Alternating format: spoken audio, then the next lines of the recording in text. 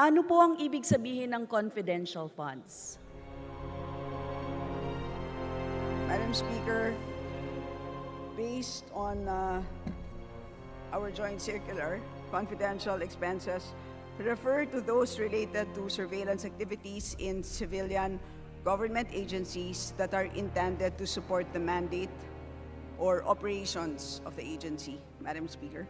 Ano naman ang pinagkaiba nito sa intelligence funds, Madam Speaker? Intelligence funds, Madam Speaker, this would refer to those related to intelligence information gathering activities of uniformed and military personnel and intelligence practitioners that have direct impact to national security, Madam Speaker. Yes, nagkaroon kasi ng usapin, alam naman natin itong lahat, na ang opisina ng Vice President, ang confidential funds na nagkakahalagang 125 billion noong huling quarter ng taong 2022. Maaari bang kumpirmahin ng COA ang halagang ito? 125 million, Madam Speaker. Yes, Madam Speaker.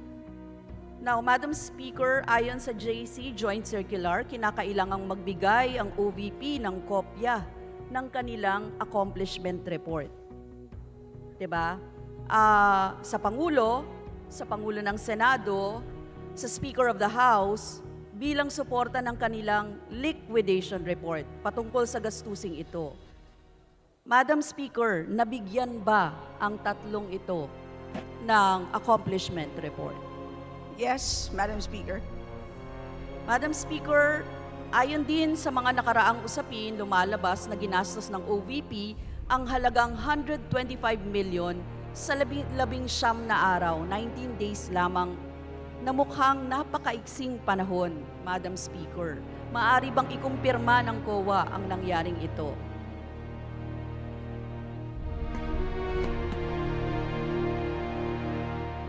Madam Speaker, mula po sa SAOB, December 13 to December 31 ang nakalagay. So, 19 days po yan. Madam Speaker, ang totoo po ay nagulat din po ako nung mabasa ko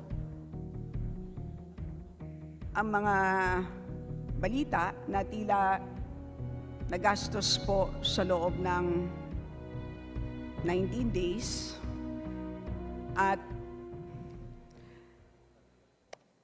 tinanong ko po ang COA at tinignan ko po ang mga iba't ibang mga reports, pero hindi po ito nagastos sa loob ng 19 days kung hindi 11 days po. Madam Speaker. Now, Madam Speaker,